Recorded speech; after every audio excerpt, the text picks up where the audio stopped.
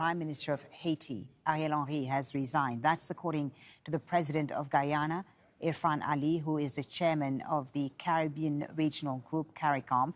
Henry has been in Puerto Rico since last week after gang leaders who've been dominating the capital warned him against returning to Port-au-Prince. Leaders of the Caribbean bloc CARICOM have been meeting in Jamaica's capital to discuss the political transition and the security crisis in Haiti. Let's bring in Al Jazeera's Teresa Bo on the phone now from Santo Domingo in neighboring Dominican Republic. So what more are you hearing about Ariel Henry's resignation, Teresa? Was this expected?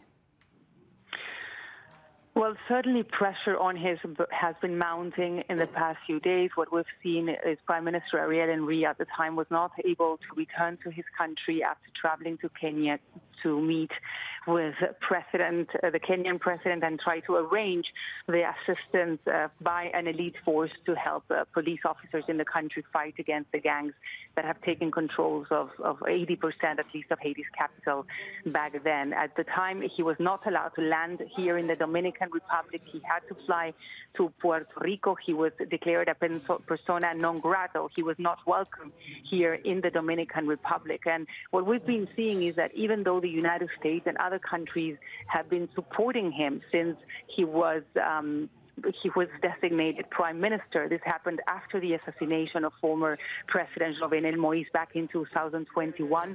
Many people in Haiti did not want him to be in power, did not believe in his capacity of getting the country out of the current crisis. I just come from being at the border with Haiti, where thousands of people cross the border every day, and everyone we spoke to said that Prime Minister Ariel Henry, or now former Prime Minister Ariel Henry, needs to resign because he's not the person that will be able to get out the country out of the crisis. And as you were mentioning, this happened just after a meeting of the CARICOM of the Caribbean community happening in Jamaica. It happened just as the United States and the members of CARICOM expressed their concern about the increasing insecurity of the crisis ongoing in Haiti, them already thinking of a transition government they're referring to as a presidential college that would be composed of political parties, of private sector, among others, to try to set up a transition that at the same time will lead the country towards free and fair elections. So certainly there's a feeling that he had lost support not only of his people, but also of the international community. So in a way, his resignation does not come as a surprise. Right. So a resignation that doesn't come as a surprise. If you're joining us on Al Jazeera, breaking news, the Haitian Prime Minister Ariel Henry, the embattled Haitian Prime Minister, has resigned this a day after a regional meeting in Jamaica, during which U.S. Secretary of State Teresa promised an additional $100 million for a UN-backed force to stabilize Haiti. The international force for Haiti has been really at the center of this crisis. The gangs in Port-au-Prince opposed to an international force. What happens now as far as that is concerned? What could happen next?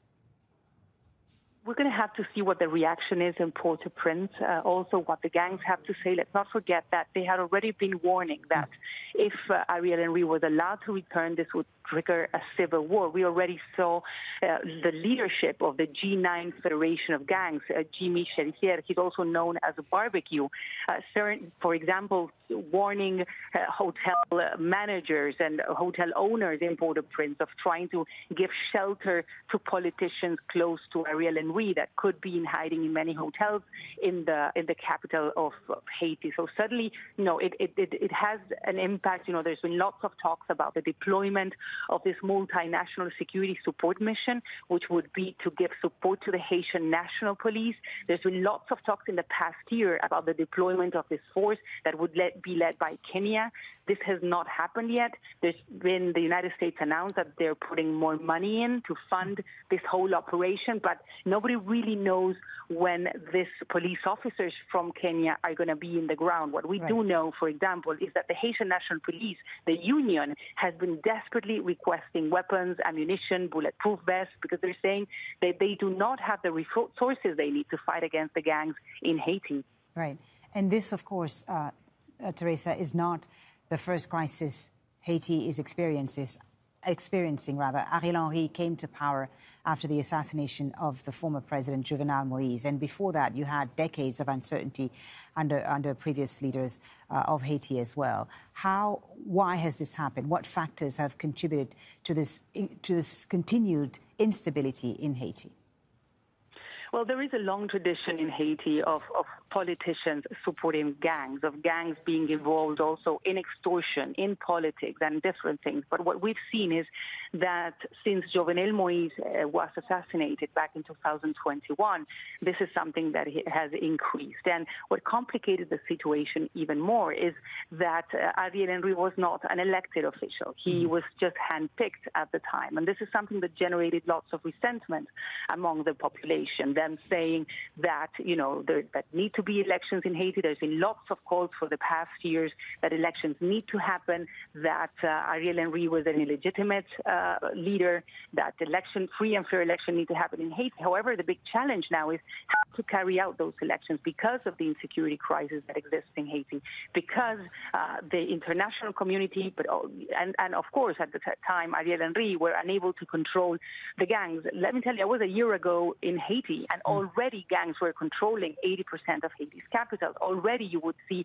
armed gangs, very close to the airport in different locations all around the capital, with big fights happening at the time. And it's been a year since there's been requests for this multinational force to start operating in Haiti, and this has not happened. So suddenly there's been an escalation in the past few years. There's been an inability or an incapacity by the international community at the time to pressure Henry to call for elections.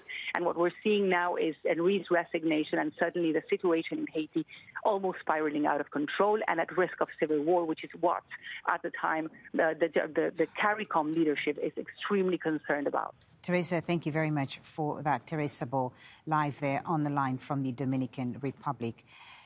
Again, if you're just joining us, the Haitian Prime Minister, the embattled Haitian Prime Minister, Ariel Henry, has resigned. Here now is Mariana Sanchez with a look at his political career. Anger and frustration marked the 3 years of Ariel Henry's tenure as Haiti's leader. The interim prime minister rose to power in 2021, weeks after President Jovenel Moïse was assassinated by a group of mercenaries. As a result, political groups agreed to a power-sharing deal that's set to expire this month. Henry took control of the government amidst the crippling economy and spiraling violence. In 2023, more than 4,000 Haitians were killed and another 3,000 kidnapped.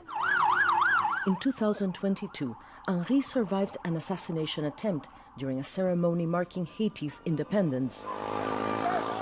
Henry promised to organize elections only after restoring security. Several conditions are necessary to organize the elections, to realize public consultations, and to adopt a new constitution. First, we have to tackle insecurity and arrest all terrorists who attack and kidnap children and adults. Many Haitians said the government was illegitimate, and some investigators believed Henry was involved in the assassination of Jovenel Moïse, which only added fuel to the turmoil in the streets. Gangs set up roadblocks, prevented the distribution of fuel, and controlled nearly 80% of Port-au-Prince and other parts of the country. Thousands were displaced. Nearly half of the population lives under the poverty line. Haitians said Ariel Henry was unable to manage the crisis, one that it seems has no end.